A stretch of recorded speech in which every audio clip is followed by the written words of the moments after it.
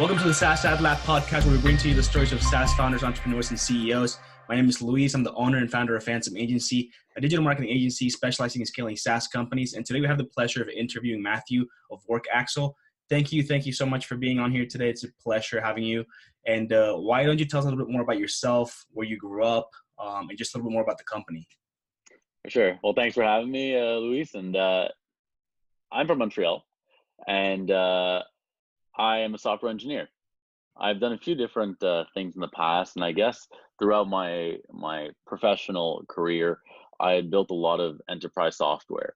There are two different types of engineers in most cases. They're the ones that like to do cutting edge things, VR, AR, a lot of things that tend to be really cool, and you're a pioneer in the field. But my path is a bit different. I tend to work in I used to work with legacy systems, old systems like that. So in my professional experience, I had worked for Sun Life Financial, I'd worked for IBM, I'd worked for these large organizations that would implement older software systems, older enterprise software systems. They were clunky, they were large, and it would just take up a lot of time.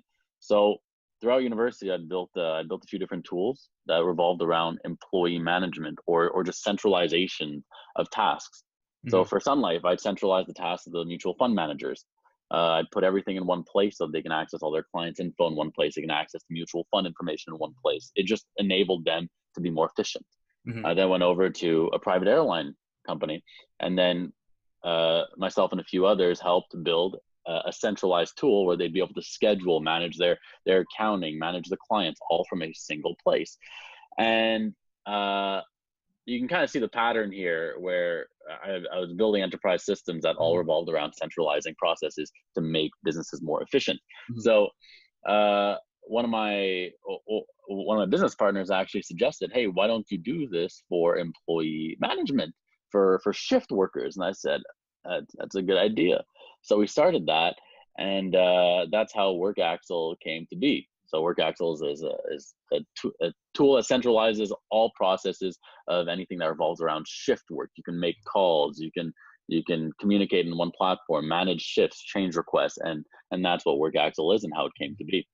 And it's essentially super, helpful for these people, because a lot of the times you see this type of companies that are managing this type of employee that just have so many different things, and a lot of them, and I've seen this firsthand also, is they almost don't even want to do anything this way because it seems so overwhelming to them, and I think putting everything in one place is definitely an easier way for them to do it. But I think another very important part of it would be actually making the product very user friendly. I think that a lot of the times that's one of the things that just it's crazy overwhelming to these people, and that's usually the main reason why they don't want to use it, is because it's just complicated. So I think just having everything in one place, making it user friendly and actually appealing, is definitely an easier way to get them to use something like this. Hey, you're exactly right, Luis. I mean, so some of the biggest challenges with these large enterprises that grow quickly, or who have a lot of employees, is actually managing the scale. So that's where our platform kind of steps in and centralizes everything to one place. And I was just I had a client meeting on last Thursday, actually. And when I went in and I said, the communication on our platform is used so heavily that your employees will actually get off of Messenger, get off of WhatsApp. And then one of the business owners says, you're telling me, and I'm playing devil's advocate here, but you're telling me that people are going to move off of Facebook Messenger and use your platform to communicate. And I said, I'm not going to tell you. I'm going to guarantee you, because we see it with all of our other users. And the reason is because most businesses try to implement a communication to, okay, we're going to use Slack, guys. And then for scheduling, we're going to use this. And then for payroll, this.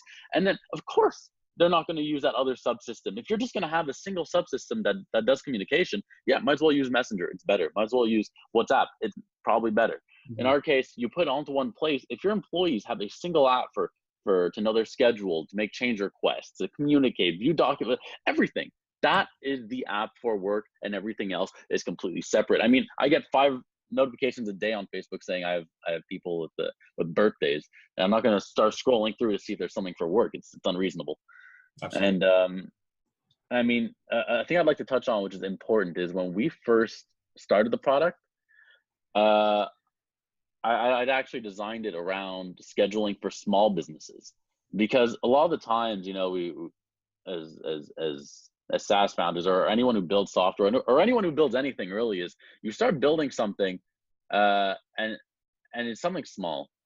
We started building a tool that helped employers schedule for small businesses, 20, 30, 40 employees. Mhm. And we were doing it like everyone else. We looked at a few of the competitors. We started building out something that was simply a glorified Excel spreadsheet. Okay. And then one of our early users, and this is where the importance of user-driven development comes into play. One of our early users said, "Why would I pay for something that is just a glorified Excel spreadsheet?" And then I said, "You know, you're absolutely right. Why would you pay for that?" And I sat down with him and I said, "What would you do?" And keep in mind, this guy's a bit different. Like he's an inventor. You know, he builds ice cream machines on the weekend for fun. He comes up. He's different, but it was brilliant. I said, "How would you do it?" And he says, "Well, you know, I feel like just having employees and then scheduling them cell by cell isn't optimal. I mean, I as a business owner know my shifts, or know what type of person I would need for my shifts. And then I would just like to click on that shift that I've defined, and then the system would prescribe to me who's available to work." Mhm. And then I'd take a few steps back, because we'd spent a lot of time and a lot of money developing the platform. And it was hard. It's hard to admit to yourself that, I mean, maybe this isn't the best thing. Maybe Mhm. we have to rework the product. So we took a few steps back. We gotten the original seed investment of about 500K, and we decided to build out the platform intelligently from scratch to accommodate enterprise, medium to large enterprises, Mhm. and that's kind of what we've done successfully today. Very cool. And Yeah, you touched on a very, very, I think, prominent thing in the SaaS industry, and just really anything that's digital, because it changes so quickly. And it's yeah, something that actually just came up in a podcast that I did earlier today, and then in another one that I did quite some time ago. And that is, you know, being open to obviously hearing people and their feedback, but most importantly, being open and knowing that you're going to have to pivot very, very oh, quickly. yeah, You know, there's always going to be things happening, whether it's because someone brought it to your attention and it's this aha moment that you had, or because something in the industry, whether it's technology or, you know, something of that sort, just changes and it's completely out of your control, whether you want to or not. So yes, I think exactly. it's just having that mentality and just understanding that you're probably going to have to make a big switch at one point, and being Yeah. okay with that. Of, of course, and it's the most important thing. And sometimes I hear it, and I've been in different accelerators, I've been in different incubators, and I've spoken to a lot of different business owners, and so many of them are, I'm not gonna say headstrong, but are so adamant to keep their product the same, Mhm. even when people will tell them this, you know, this isn't a use case for me. I don't actually see a need for this, and you'll hear them say the same. Oh, our product brings a certain value proposition, whatever. Insert value proposition there, and that value proposition is never really validated. Uh, That's very, very true. And I think it's always, you know, there's there's always some ego, uh I yeah, think, behind a lot of the decisions that people make. And yeah, I mean, I also think that ego is, in a manner, in a way, it's good, because if there wasn't any ego, a lot of things wouldn't get done, just because, you know, you didn't have that drive per se. yeah, But I think realizing when, you know, obviously that ego is getting out of hand, and it's very, very clear that it's not the way yeah, that you think it is, you just have to drop it and just somehow make yourself, you know, realize that what you're doing isn't in your best interest. And I think sometimes for it's sure. because I knew that was the one thing, you know, I don't know, 2 3 months ago, 5 years ago, or whatever it may be. And just because you've been working so hard at it, it's almost like you build um, this emotional relationship with that idea that you don't want to let it go no matter what. Yeah, yeah. I mean, it's a delicate balancing act. You know, you Mhm. have to be decisive, but you're eternally a student. to your clients. You're always listening, and you always need to make sure that you're providing the best value. And Mhm. your clients are gonna be the ones to tell you whether or not your product is worth paying for. Yeah. You know, and actually, along Literally. right, you gotta live or die by it. And along what you said, where sometimes our own product, I mean, I think it ties into a bit with the sunk cost fallacy, where you put so much time into something that sometimes you don't want to admit, or sometimes you just can't see that sometimes you're making mistakes. Actually, just last week we had spoken to someone who, you know, I'll speak to different people. I'll speak to people in businesses. I'll speak to people who work, and I feel like I give solid advice that makes sense. Mhm. And then when I was talking to this person about my business, he was pointing out things, and he gave me advice that I would just give to other people. And I took a few steps back. I said, "My God, you're right.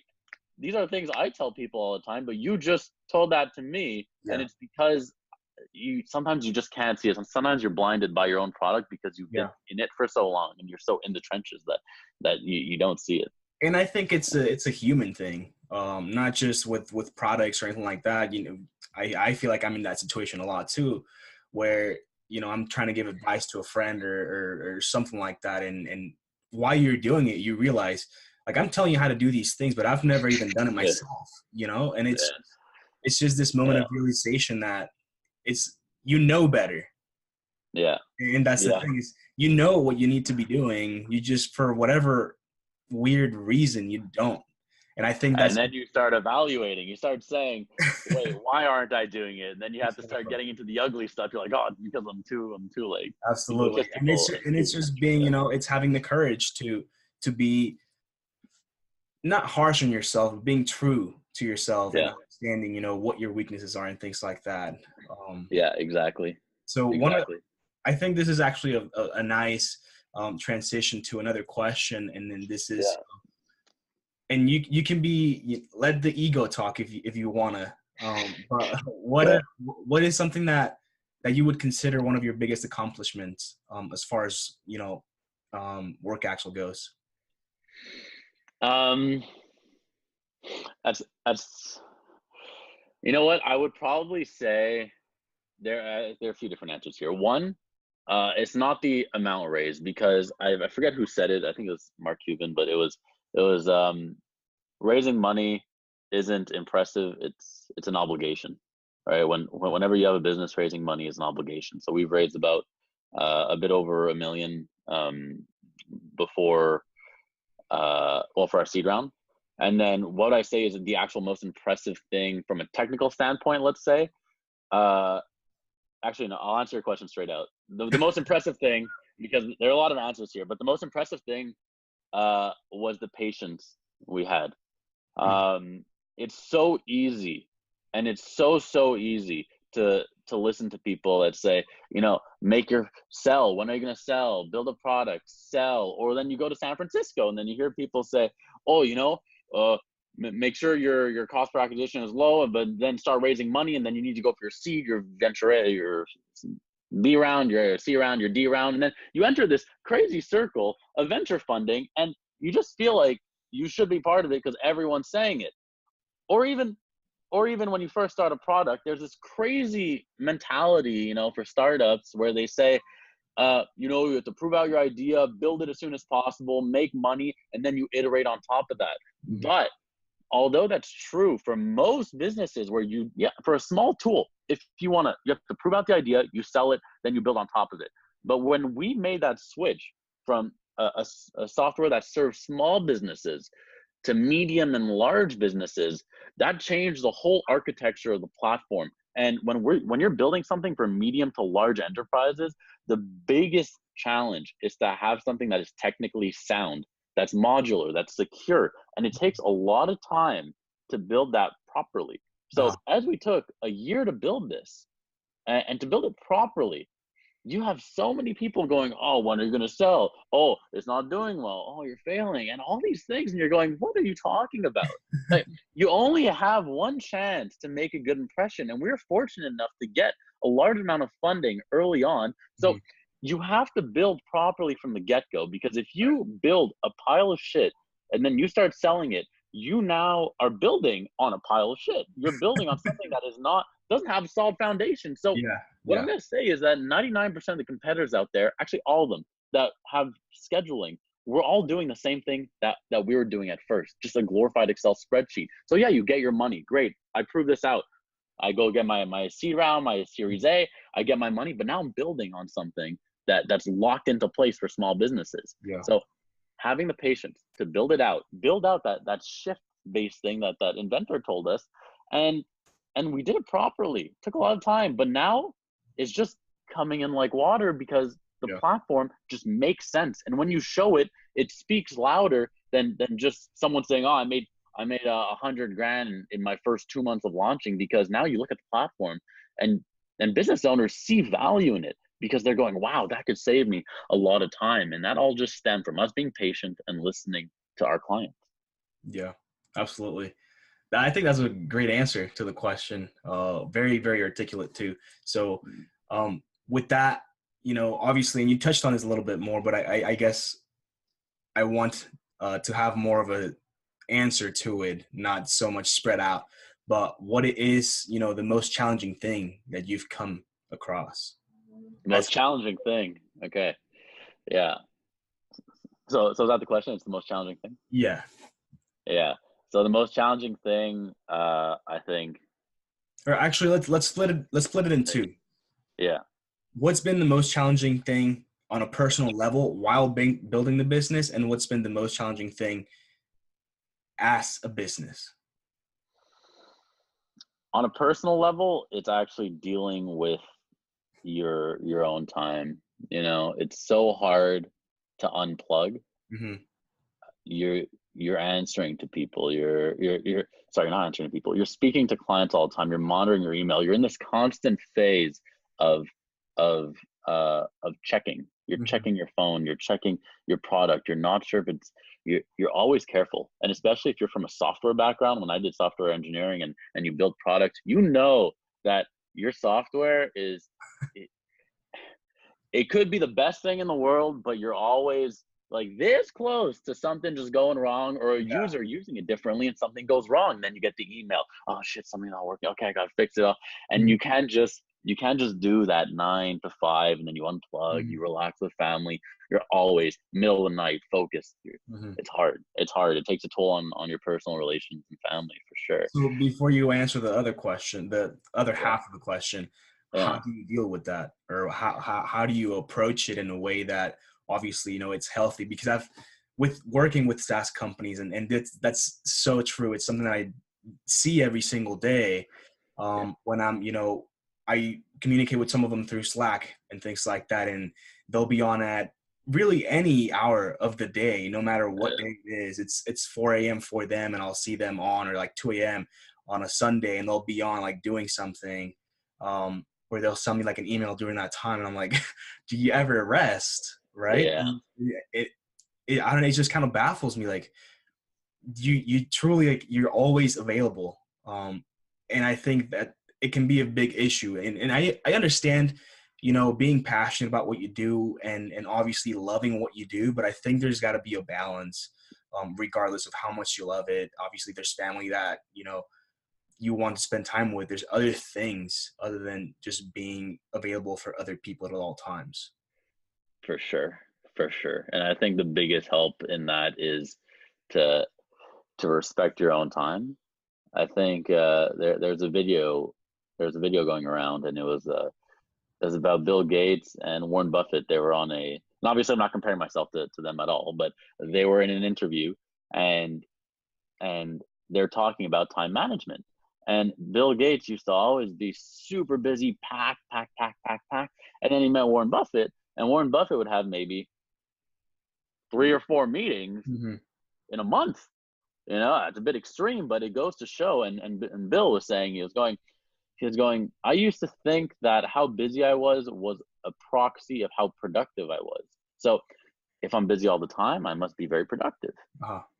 But then you realize that just because you're running around and you're doing everything all the time doesn't mean that you're yielding the best results or the best outcome. You have to respect your own time, and once you learn to respect your own time, and that's kind of what I've been doing these last couple of months, and I've seen the change is when you actually set boundaries for your own schedule and you say, okay, I'm only available from this time to this time, or I can only do this from this time to this time. Mhm. You may have the odd emergency message where you go, okay, now it's go time. Yeah. But you start actually filtering out a lot of the noise, and you start going, wow, a lot of stuff I was doing could have just waited, Mhm. could have just gone the next day. It doesn't have to be now all the time, and it's not going to affect the final outcome. So learn to respect your time, and when Mhm. you respect your time, your quality of life at home becomes better, and in turn your quality of business time Mhm. just becomes a lot better too. Yeah. Mm. And this is something that I've heard people say, and now I say it, right? Mhm. Or for most of us here in this space, we're not doctors. Like nobody's gonna die if that email doesn't get answered in 2 hours, or Yeah, if it waits overnight, right? So I think it's just having the right mentality and knowing how to approach everything and when to approach everything. Like you said, obviously, yeah, yeah, some things are urgent and they need to be taken care of. But there's other things that can definitely wait. And so like you don't have to be glued to whatever platform you use to be yeah, communicating with someone or trying to fix little issues that aren't going to be a big deal. But it's just really understanding when and where you have to be available for people and for yourself, obviously, too. exactly, And exactly. so as a company, what's been the most challenging thing? Mm, I'll go back to my answer of being patient. Being patient was difficult because you have people who want to see results quick. Mm-hmm. But because we didn't go down the VC route, we weren't forced into anything stupid. Because I think some of the stupid decisions, or some of the stupidest decisions that come out from most startups or businesses, and you hear about all the time, it's you're rushing to hit numbers, Mm-hmm. and by rushing to hit numbers, you take sometimes drastic measures. Sometimes you stay up, but you don't respect your own time. It kind of segues into that. But when you're forced to do things uh, just to hit targets, you don't build out a product that's in the best interest of the client. Mm-hmm. So we took the time to properly build out a product that's in the best interest of the client. And that was the hardest thing because you have so many people Mm-hmm. and everyone, and you hear it all the time from in San Francisco, from investors, from people who also own businesses, incubators. Oh, but it's been months. It's Mm-hmm. been months. Why aren't you selling it? It's been months. And it's just relax, Yeah. take your time, build a product that's sound. And I come from the software standpoint, and patience is essential to building out a good product. If you deliver something that's garbage, you're done. You're done with that person, and you're not going to get anywhere. Absolutely. And that's actually something that we talked about in that last podcast also is, how you obviously find product market fit, but you also have to Yeah, find investor fit. And that is, not rushing into anything just because this shiny object is, there at the end of the road or whatever you want to call it. And it's just essentially what would be ideal, or what we talked about being ideal in that scenario is instead of just having, the mentality to go and sell to whoever is willing to give you money, have multiple investors interested, and then you're the one choosing which one's going to be, the best one to go with, which one is going to have the best interest. Um, exactly. and just understanding that there are options out there. And if you're patient enough and you actually build a good product, they'll be coming to you. Honestly, you couldn't have said it better. Like for our first round, for the first round we got 500K. We built out the product in the new way for medium and large enterprises, and it was astounding. Then reached out to a few VCs, and I was speaking to VCs for every day for about a month or two, and all of them were interested. Mm-hmm. All of them were willing to throw money, but then you realize that money isn't difficult to come across if you build something that's needed in the market. Mm-hmm. And then you get to pick who it is you want to go with. And I say it all the time, but I'll say it again. It's way too easy to be attracted by a couple of million, especially when you start. When you see that number, when you go, oh, I can get 10 million to start and get 25 million for this. But then what are you giving up? Generally you give up control of some sort, Yeah, getting a absolutely. position on the board, you're giving up a huge amount of equity, and then you have these terms to spend the money within 12 months or 12 or 18 months. And then once you spend it, like, has anyone in the history of mankind have issues spending money? I don't think anyone has ever had problems spending money. I give you $10 million today, and I say to spend it by tomorrow. No problem. You buy your car, buy a house, buy whatever you want. Yeah. But the reason is because then you have to go for another round of funding that's going to be for more money. You then get diluted more, but you don't have preferred shares, so you get diluted again from those first guys, and then you end up having nothing, and it's not even your business anymore. It's not your vision. It's not your business. It's not in your client's interest. It is in your shareholders' interest all the time. More importantly, your investors' interest. So this is where I think having this pool of investors and saying, okay, how am I going to get this trade-off of I want to maintain control and build a product the way I see, while still having enough money to operate. So that's why we took a lesser amount, but maintain control entirely, so that we build the product out in a sound way. And all the investors that are in WorkAxle are actually completely in line and in the same direction. And we don't have anyone who's just trying to make a quick flip or make this a pump and dump scheme where, you pump the business up, you make it go public, and then, ciao, bye, and then it tanks, you get delisted. That's not the type of business we want to run. That's great. Yeah. And one of the things that is kind of, if you could do one thing for WorkAxle right now, what would it be? If I could do one thing, it would probably be, are there limits on what I could do? Like, do I have magic powers? No, yeah, you can do whatever you want. It would be getting a demo with every single shift-based director of operations of businesses. So I'm talking about hospitals, oil rigs, restaurants, retail, anything that has shift workers. If I can just have a demo with them, it'd be great, because that's it, man. It's a demo. Because as soon as we have the demo, we get the client. That's all it is. What's the close rate? 100%? Pretty much at this point, it is. Yeah. That's awesome. And I mean, the only reason why sometimes it's not is because the product's too expensive. And it has to be, because we built a premium product, and I'm in Quebec, and Quebec's this weird place where anyone you speak to will always have the best product, and they got it at the cheapest price. Like, no matter what, they got the best thing at the cheapest price somehow. So you end up with people haggling, and they'll go, oh, I see your product is X amount of dollars per user, but this company's charging me X amount. Can you match that? And we'll say, no. If you want a product for a reason. It's because it's well made. It helps you. You're going to be saving time and money, and more importantly, you're going to be able to unify your organization and actually use that to drive revenues. If you want something that just does scheduling, kind of, or you want something that just does communication, kind of, then get those things. Yeah. And then you'll come back to us in the long term. But we're an investment. Get us, and it'll help your business. Very cool. No, I like that.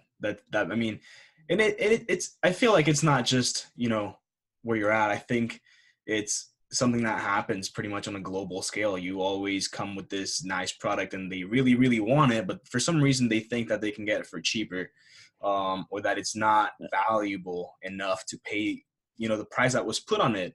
And I mean, I honestly have a hard time understanding why people work like that. I get it. Obviously you want to save money, but when you tell them to do the same thing with their business, let's say they get a client and they come in and they want to haggle them and say, oh, can I get this product for, 10%, 15% cheaper? No, it's not on sale. So yeah, whenever you switch it around, then somehow they magically understand it. Oh my God, I know. It's crazy. And you know what? Along those same lines, we used to say, you get, you try it for a month, free. Just try it. And we still do that for some major accounts, places that have like a ton of locations, and they pilot it in one location. But the thing is, when you do free pilots or free trials, you're gonna get the expected usage out of that pilot because the person paid nothing. If someone You paid don't value nothing, it. Yeah. they don't value it. I mean, when I get free trials to stuff, I go, oh, it's a free trial. I don't really care. Or like I Yeah. go in for 2 seconds and I go, oh, too hard. And I leave it, you know? It's like a relationship. Yeah. Having a product that's for enterprise, anything that's medium to large, is like getting into a relationship. You really need to sit down, use that product, have people on it, and then when they're on it, you'll learn over time how to extract the best value out of it. It's Yeah. not going to come from a 1 month free trial. Of course it's not. And the feedback you're going to get is going to be pretty useless because they're not paying for it. If I pay for something and it doesn't work or I don't like it, I'm going to be vocal. I'm going to say, I don't like it because of X, Y, Z. That's great feedback because I paid money for this. It should do X, Y, Z. Yeah. Now, if it was free and it doesn't work, I go, nothing lost. It's okay, you know, whatever. And then I just move on. That's not great. That's not valuable. It's detrimental to success of anything. So I don't think we should have free pilots or free trials in most cases. And doing that 15% off thing, or when people ask for a discount, unless you're a massive contract and, you know, no, please. Yeah. And I think you touched on something, you know, it kind of devalues the product whenever you do that. And for example, especially for enterprise, right? It's like you said, it takes a lot of work, usually to kind of get everyone on board and getting onboarded. Usually for enterprise level, SaaS, it could be a whole month just to get everything taken care of.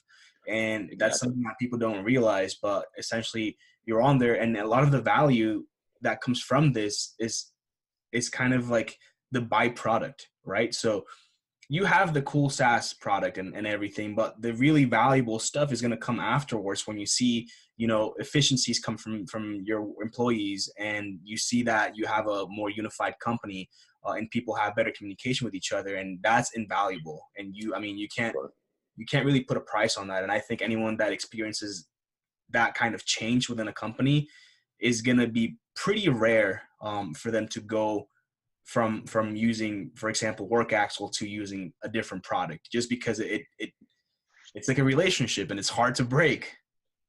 It's serious business, you know. When you make a purchase like that, or you're actually making a change in your organization, it's a change. It's not just buying a small scheduling tool or a small communication tool. You know, there's a quote that was attributed to Henry Ford, and he said, if I had asked people what they'd wanted, they would have said faster horses. You know, you can get a tool that just helps you schedule quicker, but you're still scheduling in a way that's suboptimal. You can buy a tool to help you communicate, but if you don't communicate properly on that tool, you're just helping you do something improperly quicker. You know, so it's a change, and change is the hardest thing in any organization. But as soon as you make a change, and then you go in with an open mind. And this goes back to what we started with by saying, you know, we have to be eternal students but decisive, and not let our egos get in the way. So when you make a change in an organization and you actually commit to it and you're open-minded for a month, 2 months, you go, wow, how was I doing it before? And now you have people who are willing to promote your product and actually make a change because they went in open-minded, instead of being, oh, you know, we do it our way and we just want to do it quicker our way. No, it's different. Yeah, I think being open-minded in any, obviously personal or work or anything related, it's a very, very good trait to have.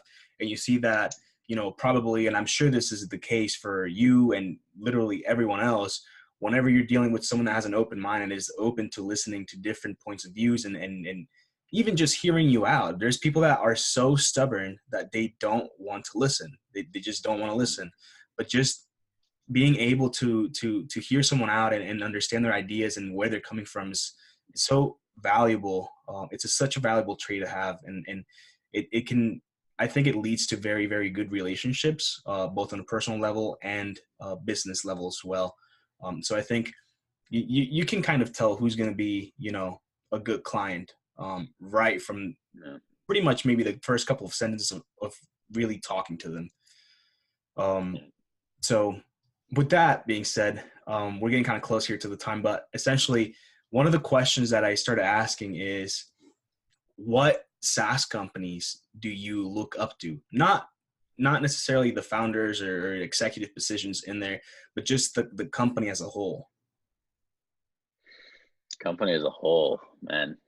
Are we talking about early stage or late stage? There's a lot. The big range. That's a good question too. Yeah. Because I mean, they're very different. Early stage, I guess someone that is kind of in a similar stage as you. a similar stage as mine. What SaaS products do I look up to? I'd probably say I really like Michael Diab from Funalytics. Yeah. Yeah. I mean, his content is good. The product is so simple, but he's killing it. And I mean, honestly, I think a gold mine is selling a product to marketers. If you're a marketer, you're willing to spend money. You're willing to try shit out. Like you don't care. We have a guy in WorkAxle who he's a marketing maniac. He's amazing. He's phenomenal. But he has so many subscriptions to everything on the planet, and I'm the opposite. I see something, I'm like, I don't really need this. Like, maybe, I'll try it. But he gets everything. So Michael Diab from Funalytics, I think, is killing it. He targeted a good niche, made a simple product that very simple. Just one feature that everyone somehow missed. But yeah, it's crazy. He created a very good product. He made what, I think 208K in the first 2 months, I think, or something like that. I'm not entirely sure. But he's doing well. I like his energy and his charisma. And I don't know too much about like what the behind the scenes are like, but just from the client facing side, I think he's doing a very, very good job. He's definitely doing a very good job, and I think he started a podcast too, not too long ago. Maybe I'll try to get him on here and pick his brains a little bit. But yeah, he's a cool guy. And he looks cool. He looks cool. Like people you look at and you go, man, I'd hang out with you. Like you look like someone I'd hang out with. Yeah, that's funny. That's Michael. Yeah, absolutely. And I don't know if you're a reader, but are there any books that you'd recommend for people that are listening or watching? I'm most definitely not a reader. As odd as that is, I'll actually. I like audiobooks a lot, but that being said, I like originals a lot. I forget who wrote it, but originals is a very interesting read, and it gets into the mind of people or just anyone who's competitive or why you are that way. And this kind of loops back to what we were originally saying. I think that book really helps you identify why you make certain decisions and how you became to be who you are, or how you behave, or why you behave a certain way. So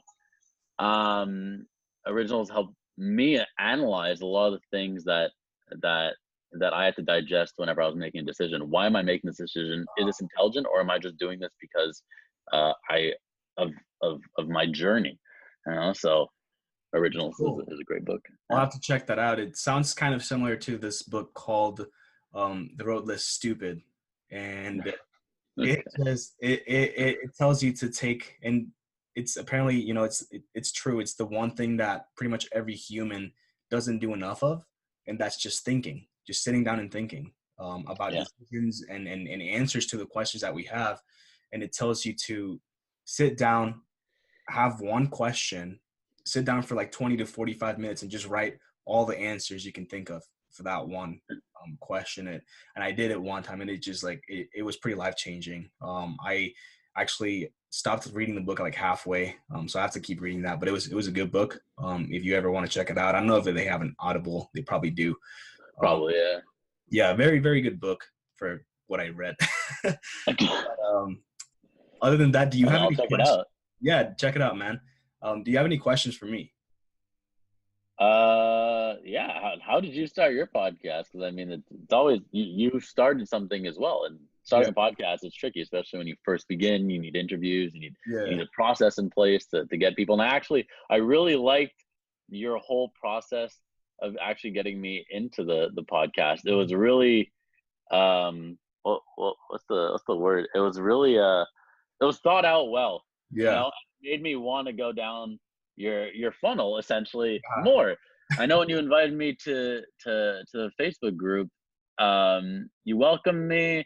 You then put a meme at the bottom. And I think meme marketing is like, so 2019, it works well. yeah. And then it actually made me answer a few questions. And as I was making that decision, I was telling myself again, because of some of the stuff I read in originals, and I Uh, was going, why am I answering this? Like, I don't answer 99% of these things, but yeah. it was such a nice process, and it was well thought out, that I appreciated the Mhm. thought put into the process. And I said, okay, if he's this methodical in his process, Yeah. then it's probably worth doing Yeah. a podcast for sure. That's great to hear. You're actually the first person that's mentioned, the whole process behind it.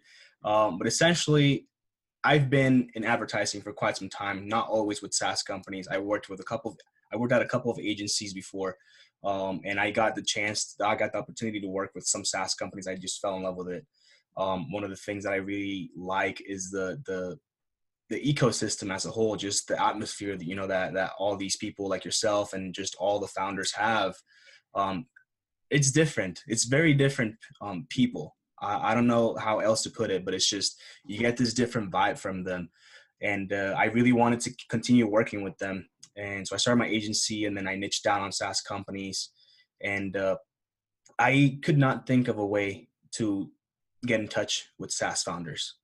So I said, I'm just going to do a podcast, and I'll get to, interview them, learn more about them, and actually create a relationship with them, instead of just trying to, I, I don't know, just, trying to like cold call them or something like that. But essentially it's just a more unique and genuine approach to take, I think. And that was Yeah, pretty sure. much the reason behind it. The funnel side of it is essentially, it is pretty thought out. But I just want to create my little tribe of people. Yeah. Well, he did a good job for Yeah. sure. Thank you, Matt, for being on here with me today. It's a pleasure talking with you, and Thanks for honestly having me. learning a little bit more about WorkAxle, and everything that pretty much went on to creating this product for a lot of different niches that you work with, which is very, very interesting and cool. So I really appreciated taking the time of your day to be on here with me, chat, learn a little bit more about you, and share your journey and your history. For anyone that's listening or watching, if you like the content, subscribe. If you're a SaaS founder, entrepreneur, make sure to join the group, SaaS AdLab. Just look that up and you can find that. And if you want to be featured on the podcast, just either let me know or go through the funnel that Matt had to go through. And other than that, where can people find you online? Well, you can always find WorkAxle at workaxle.com. And as for myself personally, you can find me on Facebook for the most part, or on LinkedIn. I'm pretty big on LinkedIn as well. I had Mathieu Diab, my full French name, Yeah. Mathieu, and then Diab, Diab. Or I think I changed it to Matt, just to make it more like, Make it easier. universal, Yeah. Matt Diab. Awesome. You can find me. I'm mostly on Instagram, but that's like a very personal level. I don't know if you want to follow me on there. It's camacho.ftm. And also Fantom Agency's on there. It's just phantom.agency. We're trying to be more active on Twitter, so follow that also.